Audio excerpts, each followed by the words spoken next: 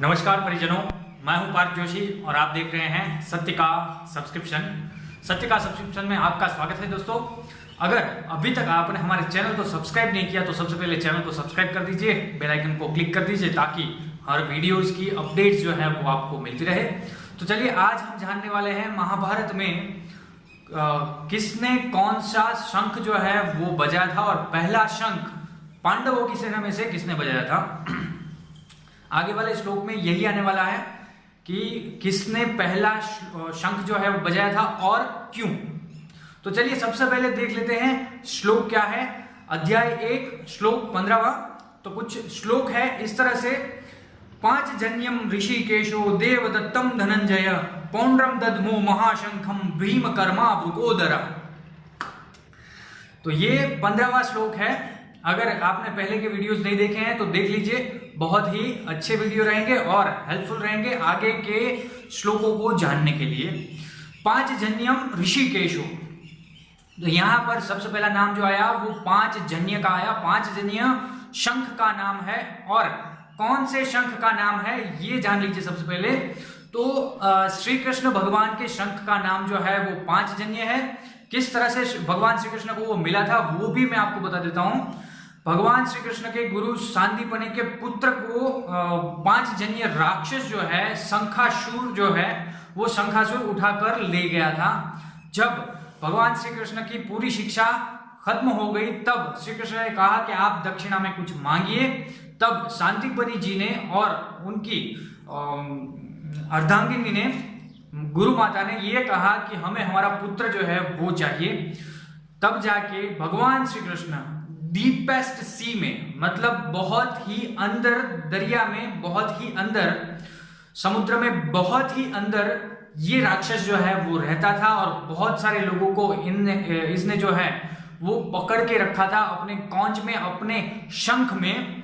तो वो सारे लोगों को छुड़ाया वहां से भगवान श्री कृष्ण ने और वो शंख को धारण किया। और धारण करने के बाद वो जब सांदीपनि के पास आए तब जाके गुरु सांदीपनि ने पांचजन्य शंख ऐसा नाम जो है वो भगवान श्री कृष्ण के शंख को दिया।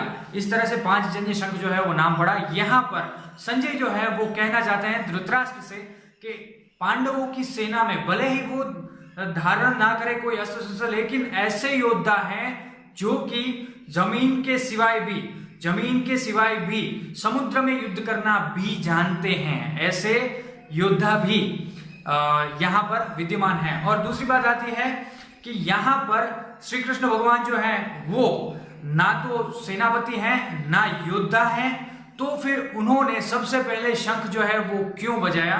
तो पांचजन्य का कुछ ऐसा था कि जब वो बजेगा तब ऐसा विकराल रूप होगा कि सामने वाला उसके नाद से ही डर जाएगा।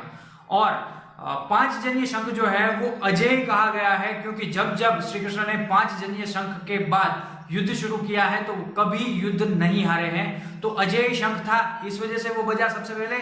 और भगवान श्री कृष्ण जो है वो अच्युत हैं, वो कोई भी पद पर जाए उसका पद च्युत नहीं होता है। चाहे वो सेनापति हो, वो राजा हो या फिर वो सारथी हो, हमेशा वो अच्युत ही रहेंगे।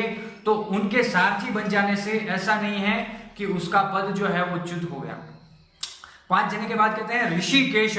तो ऋषिकेश का मतलब होता है हमारा जो मन होता है उसको ऋषि कहते हैं, इंद्रियों को ऋषि कहते हैं। तो मन बुद्धि सभी पर जिनका प्रभाव है और जो उसके भी ईश्वर हैं, जो मन के ईश्वर हैं, मतलब दूसरे के मन की बात को जो जान जाते हैं, ऐसे हैं ऋषिकेश।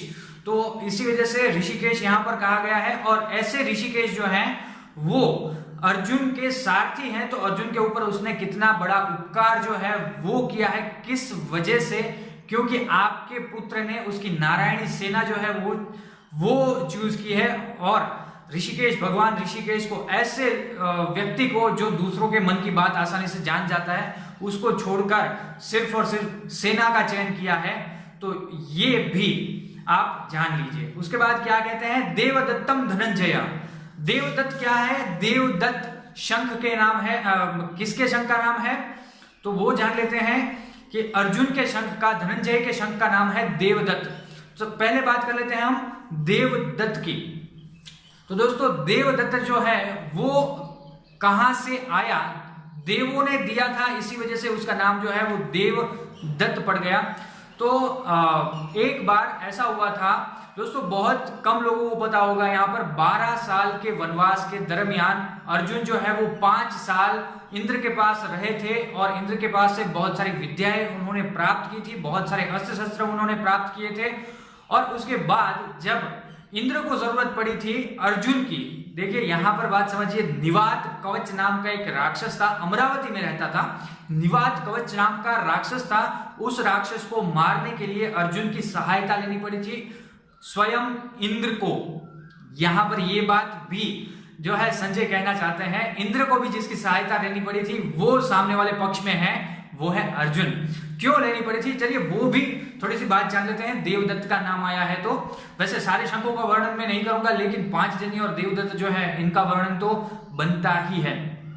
बाकी सब आप देख सकते हैं इंटरनेट पर, क्या कहीं ना कहीं मिल जाएगा आपको। अनंत विजय का भी आपको मिल जाएगा और जितने भी शंखों के नाम यहाँ पर दिए गए हैं सबका वर्णन आपको कहीं ना कहीं से मिल जाएगा। अगर नहीं मिलता है तो आप मुझे बताइएगा, मैं उसका भी वीडियो जो है वो शास्त्र में से ढूंढ कर दूंगा।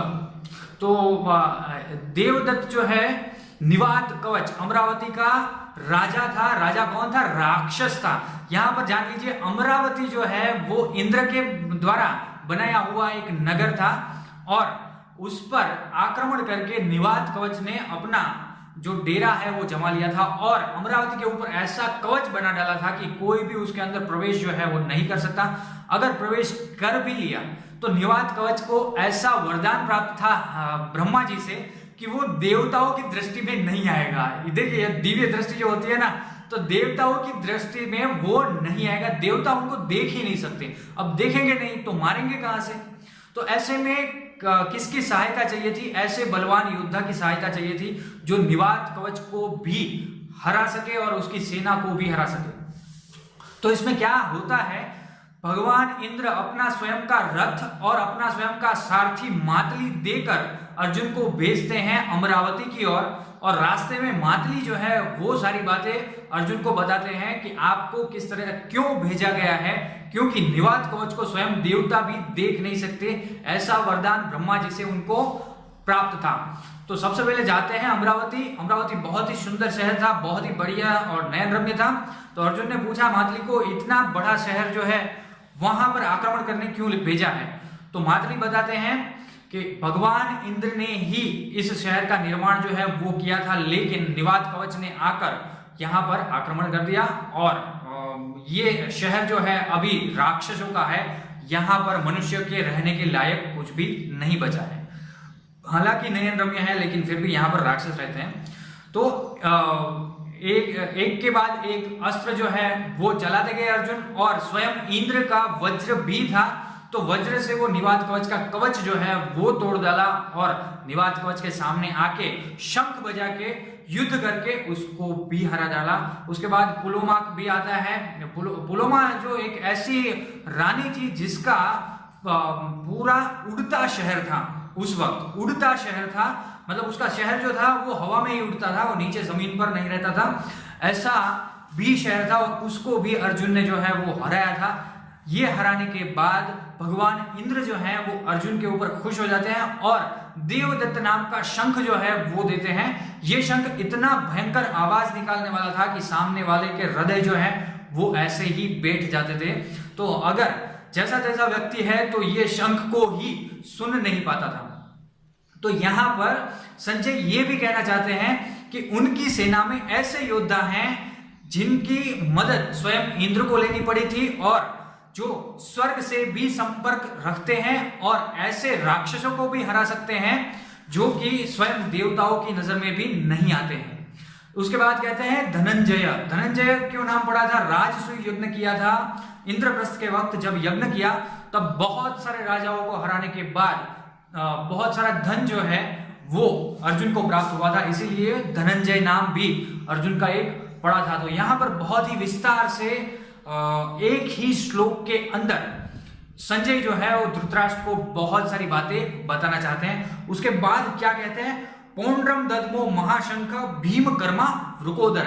पौंड्र नाम का शंख जो है वो वृकोदर भीम के पास था। वृकोदर यहां पर क्यों कहा है दोस्तों? हम सब का जो शरीर होता है, हमारे अंदर वैश्वानर नाम का एक अग्नि होता है जो पाचन क्रिया का कार्य जो है वो करता है। 15वें श्लोक का 15वें अध्याय के अंदर भगवान जो है वो कहते हैं अहम वैश्वानरो भूत्वा प्राणी नाम देहमाश्रिता।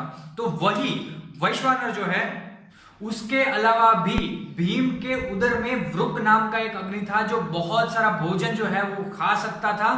देखिए यहां पर वृकोदर जो है वो बाद में कहा, भीम कर्मा पहले कहा।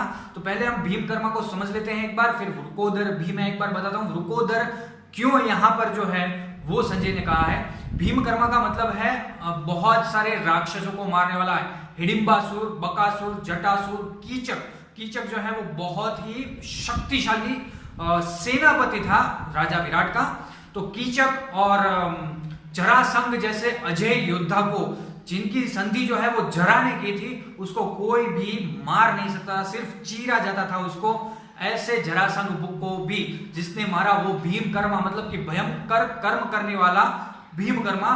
वृकोदर, वृक नाम का अग्नि जो है वो उसके उदर में रहता था, इसीलिए उसका नाम वृकोदर पड़ा था भीम का। और उसी वृकोदर, वो ऐसा वृकोदर था कि 100 कौरवों का भोजन अकेले ही कर सकता था। तो ऐसे ही 100 कौरवों का भोजन करने वाले ने 100 कौरवों को मारने की प्रतिज्ञा जो है वो ली है। ऐसे वृकोदर भीम ने उसके पेट में, उसके उदर में वो प्रतिज्ञा जो है वो भी प्रज्वलित जो है वो हो रही है। तो इस श्लोक में संजय जो है वो कहना चाहते हैं कि सामने वाले पक्ष में जल में, आकाश में और धरती पर युद्ध करके जीतने वाले योद्धा जो हैं वो शंख बजा रहे हैं, यानी कि श्री कृष्ण, अर्जुन और भीम, इन्होंने शंख जो है वो बजा दिया है। तो अब इतना डीपली सारा कुछ जो है वो श्रीमद् भगवद गीता में है कि क्या कह सकते हैं।